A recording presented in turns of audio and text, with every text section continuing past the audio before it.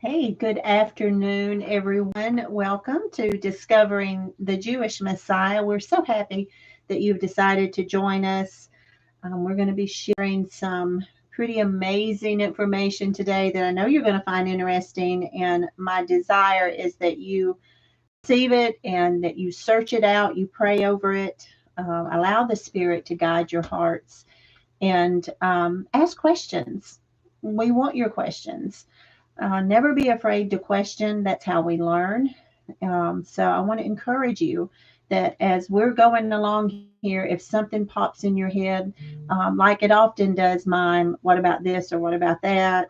Please let us know. We're set up to receive your questions, and I'll be able to answer to the best of my ability when you ask them. So let's get started today. We're going to break this up into two sessions because I do feel like there's a lot of information here and I don't want to rush through this. I want to give you a really good foundation because this is the main heart of what I feel like I've been called to do.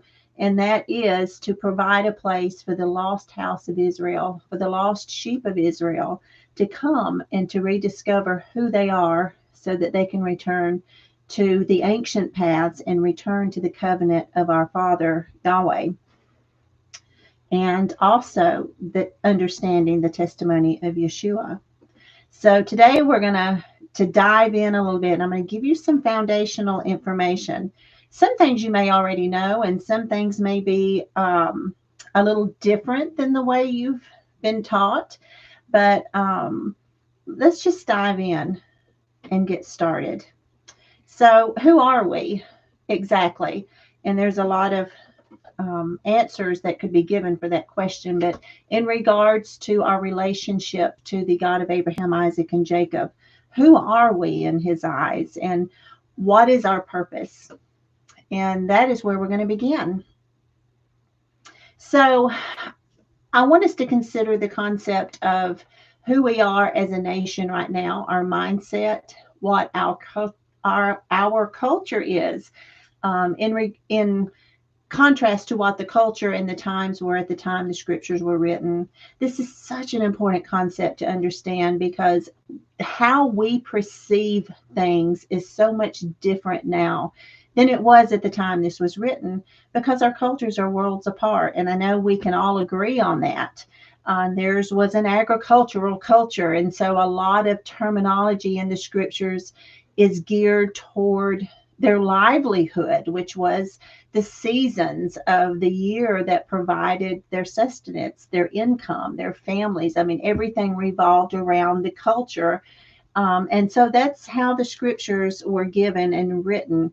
And so with that in mind, we oftentimes miss a lot of what's there. I want us to consider um, this. How would you think that Alexander the Great actually conquered the world? It is said that he conquered the whole world. He was an amazing warrior, conqueror, leader. How did he do that? There was a lot of really good leaders, a lot of good kings, a lot of mighty warriors in the day. But why is it that Alexander the Great was so successful? And I want you to consider that it's because he changed their language. When you change a nation's language, you change their entire culture. You change how they perceive things and how they understand things. And give it one generation, and the people are completely different from where they came from. The Hebrew language, for example, is very, very concrete. When it gives us, let's just take the word grace. In our Western mind, when we say grace, it's really a conceptual idea in our mind. We really can't pinpoint other than to say grace is this wonderful thing that we're given through Yeshua, our Messiah. He covers our sins. He died on the cross. He gave us grace when we don't deserve it. So it's still, you can't pinpoint exactly, grace. But To a Hebrew, when you use the term grace, this term means so much more. It's very concrete. It comes with the idea of the Father coming to dwell and encamping around his people. It brings with it the idea of his provisions for every need that they have, for their protection, for their food, for their resources, for survival. He is everything that they need. Okay. That's grace in the Hebrew lens of looking at it. Would you say that's worlds apart in how we understand it? So that gives us a really good vision of how the Hebrew language is written, how it is perceived, and how different our Western mind oftentimes is. So we miss things in regards to that. And why does that matter? I want you to consider Romans 10:4 for just a moment. We're going to look at it from a Hebrew perspective and from a Greco-Roman minded perception, a Western perception. So Romans 10:4 says, "For Christ is the end of the law, righteousness to everyone that believes."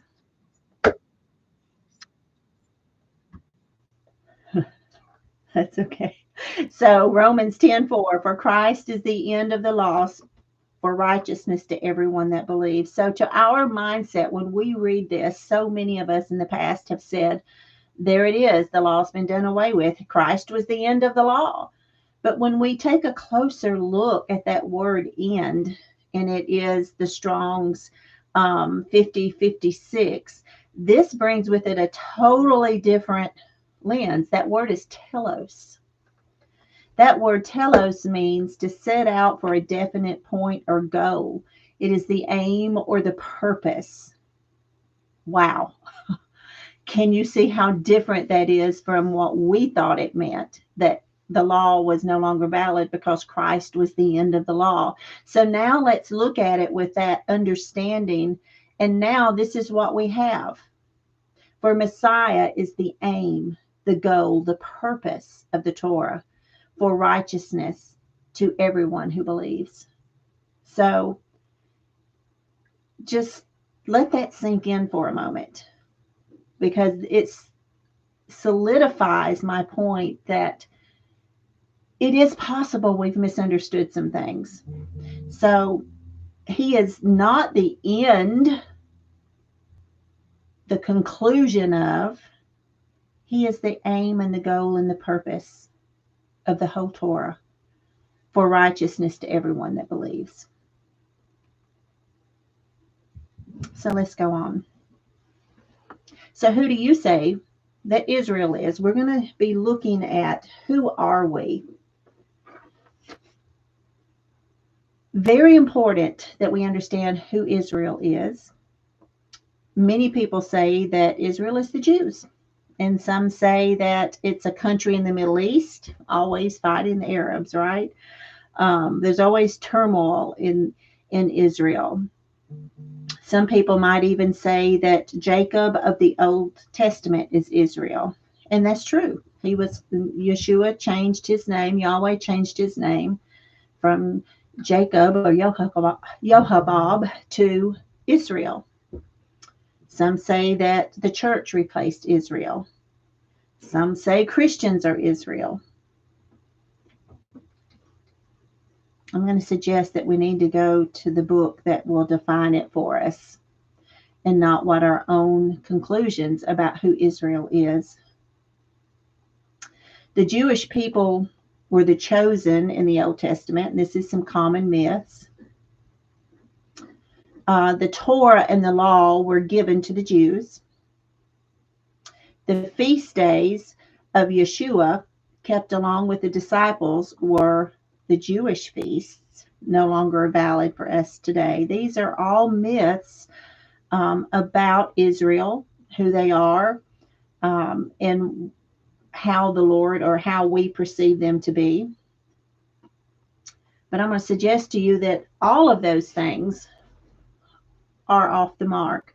of how the Bible defines who Israel is and why it's so important that we understand who they are.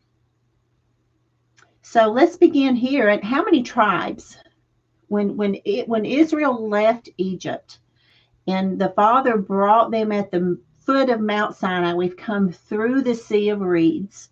We've been delivered from Pharaoh for the last time. And now the Father brings us to the foot of the mountain, and he's getting ready to address all of Israel. How many tribes were there? Lana said 12. Lana, exactly. There were 12 tribes, all 12, not just the Jewish people. And this is very, very important because we miss this in our teachings today, because what was happening at the foot of the mountain here at Sinai was a proposal being given by our Elohim to all of Israel: Asher, Simeon, Zebulun, Judah, Issachar, Levi, Reuben, Joseph, Gad, Benjamin, and Naphtali. These were the 12 tribes of Israel, and they were all there along with many Egyptians who left Egypt with Israel.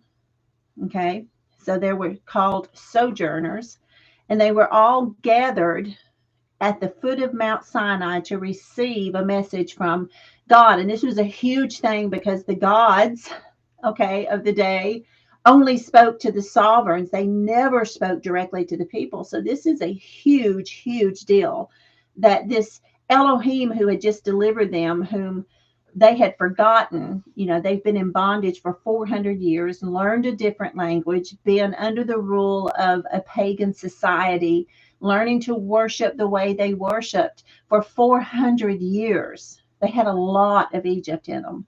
And so now here we are, and this Elohim is getting ready to introduce himself to this nation.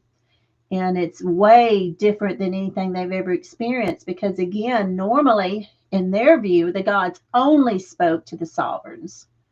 And so Yahweh calls the people to the foot of the mountain, and he calls Moses up. And he speaks to the whole house of Israel.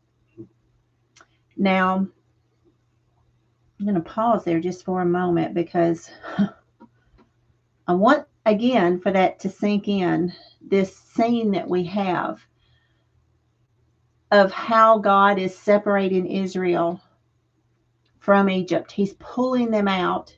He's delivered them from bondage. He's getting ready to lead them into the promised land. And now, but before he does that, he's got to prepare them, and he's got to introduce himself, and he's got to basically set some ground rules, right? Because he wants them to be blessed. They cannot continue to walk as they've always walked. They cannot continue to worship the way they've always worshiped. They cannot continue to eat the things they've always eaten, because he's a holy Elohim. He's different from anything they've ever known. And so now he has got to introduce himself and to make his proposal, if you will, to this people that he has set apart for his own. If you'll go and read Psalms 82, you're going to see that Yahweh set apart Israel for his own inheritance. Now, he separated the nations at the Tower of Babel, and he set in rule over these other nations, these 70 nations, according to Psalms 82, other angelic deities or beings that were to rule in his name, under his authority, but were to rule these nations, and they messed it up. And I'm not going to go into all of that today, but the point is that it specifically says that he took Israel for his own inheritance. So now he has this people at the foot of the mountain. He gives his proposal of what he's going to require of them. He gives them his loving instructions, his ketubah, his wedding ketubah, to his people. And he says, if you do these things, you're going to be blessed. If you don't do these things, you're going to be cursed. And I'm shortening it, obviously, but this was the very beginning of Israel. And by the way, Israel said, I do. Okay. And so now it was a matter of learning to get the Egypt out of them so they could be blessed. So let's move ahead just a little bit. We're going to return here in just a moment, but let's move ahead just a little bit because I want you to understand the firstborn blessing. How many of you, when you're reading the scriptures and you read about the father like Abraham and like Isaac and Jacob, when they blessed their children, and you think, that's not such a big deal. I mean, I bless my children every day or every night. You know, I say a prayer over them. But in that day and time, that was a very priestly, what's the word I'm looking for? Thing to do. It was that the father would give his firstborn son the blessing of being the patriarch of the family, basically. He got the double portion of inheritance, and he also got the authority to rule over the entire family, was handed down to the firstborn son. Okay, and it wasn't always the physical, I mean, the firstborn, but as we're going to see in just a moment. But what happens is the firstborn blessing is split into two parts: kingship, preeminence, and the priestly blessing. And that went to Judah. The double material blessing went to Joseph. Okay, hang with me. The Hebraic understanding of firstborn blessing, the firstborn blessing is akin to the formalized reading of the family will. Okay, for our better understanding, that's basically what's going on. What we're seeing when we're talking about that firstborn blessing, it's customary for the firstborn to receive both of the following at this time: the double portion of the father's wealth and the authority to rule over the family. In Deuteronomy 21, verse 17, this is what it says: "But he shall acknowledge the son of the hated for the firstborn, by giving him a double portion of all that he hath, for he is the beginning of the strength, the right of the firstborn is his." The physical firstborn do not always receive the firstborn blessing. The blessing of the firstborn is not about being the firstborn physically. It's about the Father's promises, prophecies, adoption, and those who draw near. You can see this in Romans 9, verse 6 through 8. In Exodus 13, verse 2, it says, "Sanctify me into all the firstborn, whomsoever openeth the womb among the children of Israel, both of men and of beasts, it is mine." This is Yahweh speaking. So he's setting aside the firstborn for himself. In John 5:24, it says, "Verily, verily, I say unto you, he that heareth my word and believeth on him that sent me hath everlasting life, and shall not come into condemnation, but is passed from death unto life." So here we have a blessing for those who call on him, hear the word, and believe on him. They're going to get this blessing. They're going to be set apart and made holy unto him, if you will. So again, we're seeing a pattern from the front of the book that's going to carry over into how Yeshua talks about his chosen people and those that are his, in reference to that firstborn blessing. The blessing continues in Genesis 48:19. This is where Isaac is blessing. This is the firstborn blessing. I'm sorry, I'm having trouble reading my people here. Where Jacob is blessing, Joseph's children, and he literally adopts Joseph's children in Egypt, Ephraim and Manasseh, and he calls them his own. And he places his hand, it says he also became a people, because he crossed his hands over, one on his right hand on Ephraim, and his left on Manasseh. And he says, Joseph goes to correct him. He says, "My son, no, he also shall become a people," talking about Ephraim, surely his younger brother shall be greater than he, and his descendants shall become a multitude of nations. And this is a term we're going to see over and over again in Brit Hadashah, what we consider the New Testament, and the multitude of nations.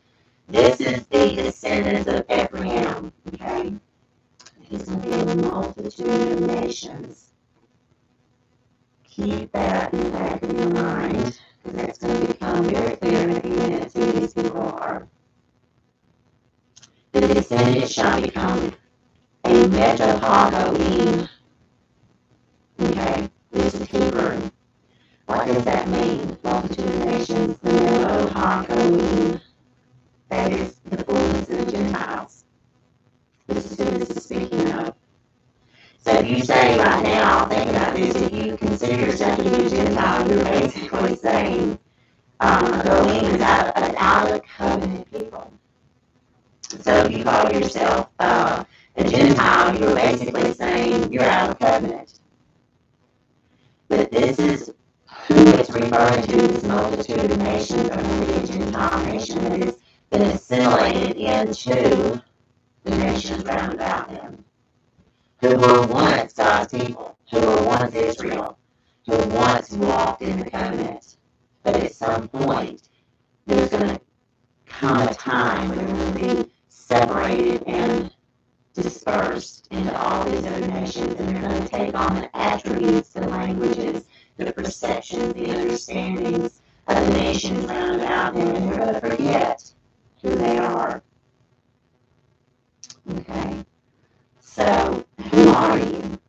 And that's where we're going from here, from Abraham to Isaac to Jacob to Ephraim.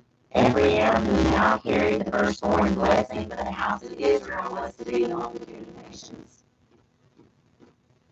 From Canaan, where we started with Abraham, to Egypt, to captivity, and back to the promised land, which was Canaan, the crossing over back into the promised land. Okay, so we went from basically a pagan society into Egypt, and then back to the promised land, which is still pagan, But now God's planting his people here and calling it his. Some important facts to remember is that Moses is our model of how to live, what to teach our children. Seeing the word of Yahweh face to face enabled Moses to follow patterns given him. He was intimate with the word when he saw him on the mountain, and Yeshua wrote down his teachings and instructions for his bride, known as the ketubah, the Hebrew word for marriage, covenant. So at this time, Moses receives the wedding, and we've talked about that, the wedding ketubah for all of Israel. He's given a pattern to follow, and he sets up a covenant. And this word covenant is something very, very important. The ketubah and the covenant are basically, you can consider them interchangeable. The ketubah is more than a set of do's and don'ts. The ketubah is a proposal of instructions that is going to teach the people how to draw near to a holy Elohim, because we are a fallen people, right? We're marred with sin. And so there has to be made a way for us to draw near. And this covenant that's given is a loving instruction from the Father to his bride. And it's just for her to be able to continue to have a blessed relationship with the groom, with the husband. Our Hebrew idioms for ketubah are this: the promise, the message, the gospel, good tidings, and the word of truth. All of these things are how the Hebrews define ketubah. The interpreters, however, of the Brit Hadashah, the New Testament or Renewed Covenant, put all these expressions together into one word, nomos. This word is translated across the board as law. in your mind, as an American, as someone in the Western society, when you hear the word law, what does that bring up in your mind? A positive experience or a negative experience? So the enemy's very smart. He's very clever. So we have this beautiful picture of good tidings, the word of truth, the message, the promise, narrowed down to one word, nomos, which means law. It's so missing the mark. Unfortunately, this Greek word is more negative and legalistic. And that's because it's seen through a Greek English mindset. And using this word nomos, and I just propose this, and I ask you to think about this. This word has literally severed the bride's identity. She is no longer special and set apart and given these firstborn blessings and these double portions of blessings. Now it's seen through the lens of you've got to do these things or else, this negative mindset of law. Now, there's a time and a place for that. But right here, this is not the message that was intended at all for us to receive. I'm going to kind of bring this to a close until we get ready to go into part 2 of, I'm sorry, it'll be part 3, the third one. But we're going to be back in about 10 minutes, and we're going to begin part 3 of this as we look into who we are according to the scriptures. So you guys just hang with us. We're going to be right back. May Yahweh bless and keep you. May his face shine upon you, and may he give you his shalom.